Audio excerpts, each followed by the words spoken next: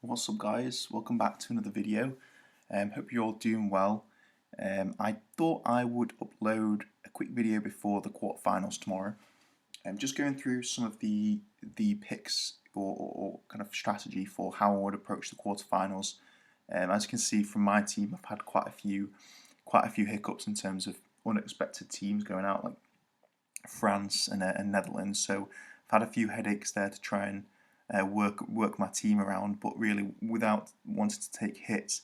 I've still got Gosens and Dumfries who are going to start, who aren't in the tournament anymore. But forgetting about that, let's just wanted to talk about the teams who are playing in the quarterfinals and which teams I think would be good to target, and out of those teams, which players I think you should target. So let's just have a quick look at that. Okay, so tomorrow we've got Switzerland versus Spain and Belgium versus Italy. So really the way I'm going to go about this is just my prediction for which teams I think are going to win. And then from those teams, which players I think will most likely get points. So for the first one, Switzerland versus Spain, I think that Spain will comfortably win this game, even though Switzerland did really well against France. They did actually concede a lot of shots on target, and Spain actually looked pretty good. They kept a lot of possession, kept a really high line, so they definitely were vulnerable. But they actually finished their chances in this game and against Croatia, and they also seem to be they look like a team that's getting better as the tournament goes on. So I actually think that Spain are one of my dark horses to maybe go far in this tournament. I do think if Italy or Belgium win, obviously they'll have a tough game there, but if they do beat Switzerland, they've got a good chance of getting a few goals there. So I mean, players that I would look to target. Let's just have a quick look. So in terms of their goalkeepers, I wouldn't actually go for Simon. I think that, I mean, I would target a player. I mean, defensively, they may not even keep a clean sheet against Switzerland. They can score goals, Switzerland. So I think it could be a bit risky going with a pick like Simon, especially when you don't. I don't think that Spain will go all the way to the final in this tournament. So I would go with a keeper who you think is going to make it all the way to the final. But just moving on to defenders. I do like Laporte as a pick. He can pop up with a goal here and there, but again, it's not too likely that I think Spain will make it to the final. And really, I want to be picking players who I think can go all the way. Cesar Azpilicueta has actually surprised a little bit, so he could be a good one to get in, as well as Pau Torres. Although I think Torres didn't start for one game. But if I was to pick out of those, I would go for Laporte. And given that we've got one budget at the moment and a lot of expensive players out of the bigger teams like Ronaldo and your Germany players, given that they're out of the tournament now, you may be able to afford the more expensive players. So I think Laporte could be a good one to go with.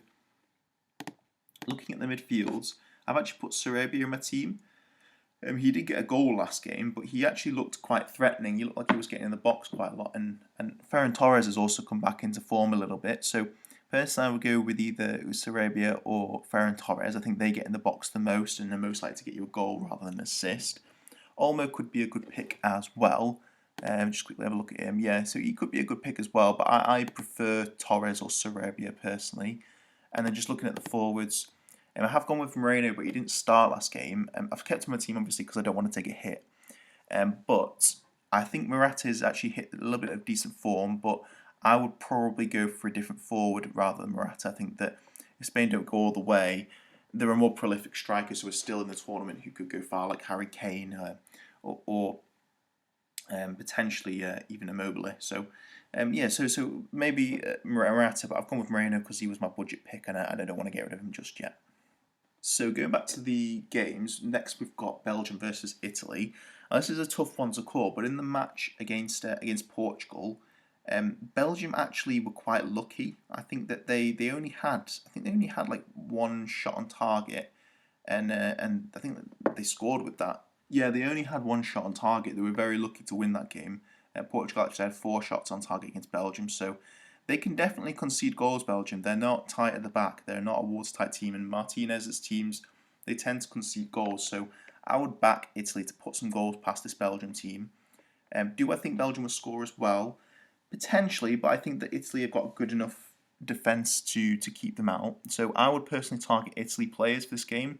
And it could be a bit risky, but if you do target Spain and you do target Italy, then you know definitely if those both teams go through, then you know definitely at least half of those players are going to make it to the final, and you'll have more transfers to sort out when one of them goes out.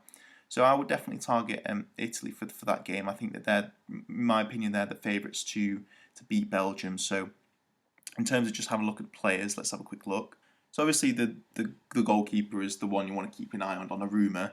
I think that Italy are likely to go far in this tournament, and you want to be keeping a goalkeeper on.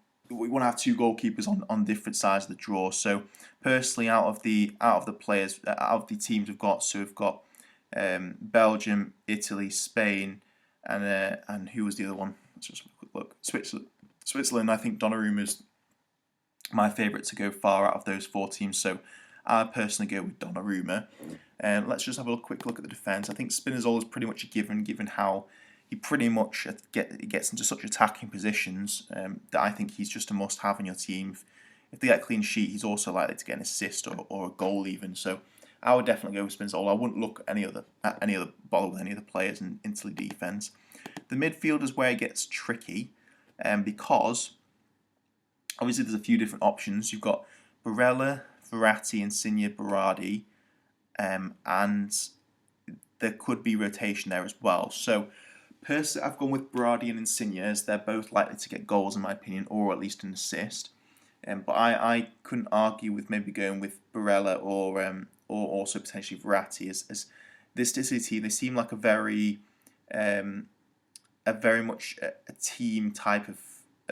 They play well as a team, so anyone can pretty much get the goals. They remind me a lot of Man City, where the goals can come from a lot of different areas. So it's difficult to pick, but I mean you can't go wrong if you pick quite a few of them. And then obviously in the forward spot, Immobile is going to be the one starting. So I personally picked him because I think Italy are the most likely to go to the final. So I want a striker from that team. But yeah, I mean, you could. I mean, now that the premiums have gone out, like Ronaldo and Muller, if you had Muller, but you can go for a premium, and also Depay as well. If you've had Depay, it's a straight swap to Immobile. So I think he's a good player to have your team. I think Italy will go far. So moving on, we've got Czech Republic versus Denmark. This is a trickier one to predict because they're both very, very good teams. But if we were to analyse their most recent match, Czech Republic actually didn't concede any shots on target, I should say. They were actually really defensively good. And Denmark were also pretty good. They only conceded one shot on target against Wales as well. So I personally don't think this will be a very high scoring game. I think it could be very low scoring, could even go to penalties.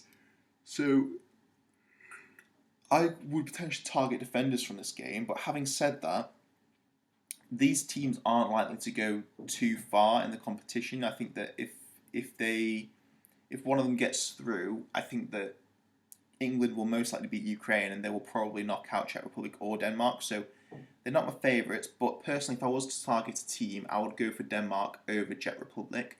I think that Denmark have got some really good options in midfield, defence. Especially, I like Mele, the cheaper option for Denmark. He's the left back. He really gets up and down and gets in the box as well. So if Denmark go through, I would bet him to get a clean sheet and maybe even an attacking return as well. So yeah, personally, I will be targeting Denmark for this game. I think that they will beat Czech Republic. And I also think that Mele could be a good one to target as well. So let's just have a quick look at those options. So obviously in goal we've got Kasper Schmeichel. Now I actually don't think he's that bad of a pick. I think personally for me it's either Denmark or England who are going to make it through to the final. I don't back Czech Republic and I don't back Ukraine. So if I was to go with an alternative goalkeeper as opposed to Pickford, for example, I would personally go for Schmeichel. I think he's well priced and he's actually a really good goalkeeper. In terms of the defence, I think I already mentioned him now. Mele, I think he's just so attacking. He really gets up and down the left side and gets in the box as well. So I won't bother with any other defenders other than him from Denmark. And then just having a quick look at the mids. Højbjerg is actually their top scorer, which is a bit surprising. But I've actually gone for Damsgaard because he's basically like he's kind of replaced Eriksen a little bit, and that he plays their more creative number 10 role. Although I said that he did get subbed at 60 minutes. But he did also get an assist, so to me that means that he'll probably stay in the side and start the next game. But it's really difficult to predict this. I've kept him in my team for now because it can't hurt to have him in the team. But But yeah, I would just keep an eye on him in case he doesn't start. But yeah, I don't think you can go wrong with, as a budget option, Højbjerg or Damsgaard. I personally go for Damsgaard because he's more creative. And then let's just have a look at the forwards. It's a bit of a tricky one, the forwards, because I think, yeah, Dolberg got 2 goals, but he's not the usual start. It's usually Jonas Wind. And then obviously Poulsen has scored points, but he's quite expensive. And Braithwaite, he did get a goal, but I don't think he tends to get. He's not a prolific goal scorer as such. Braithwaite, he's more of a creator. So personally, I would just kind of avoid the forwards here. I don't think that they're that of an attacking team. Denmark, despite winning 4-0 against Wales, I don't think they'll put nearly that many past Czech Republic. So I would personally avoid the forward spots for Denmark. So moving on to Ukraine versus England. Now, obviously, I'm going to have a bit of bias here because I'm supporting England and want them to win, go all the way and bring it home. But I have to kind of look at this objectively. But even then, when I'm looking objectively, England are the better team in my opinion. I think that they've got some really, really good options in attack and defence, and they're my favourites to beat Ukraine. And I also think that they could beat them by a few goals. I think that Ukraine do let in a lot of shots on target. So let's just quickly have a look at some England options. So obviously, for goal, we've got Pickford. I've personally gone for Pickford as well because he's on the other side of the draw, and England are quite good at keeping clean sheets. In fact, they've kept 4 clean sheets so far, I think, I think 4 clean sheets, so which is really, really good. So yeah, Pickford's obviously, he's the obvious choice. Defence-wise, I would actually go for Luke Shaw.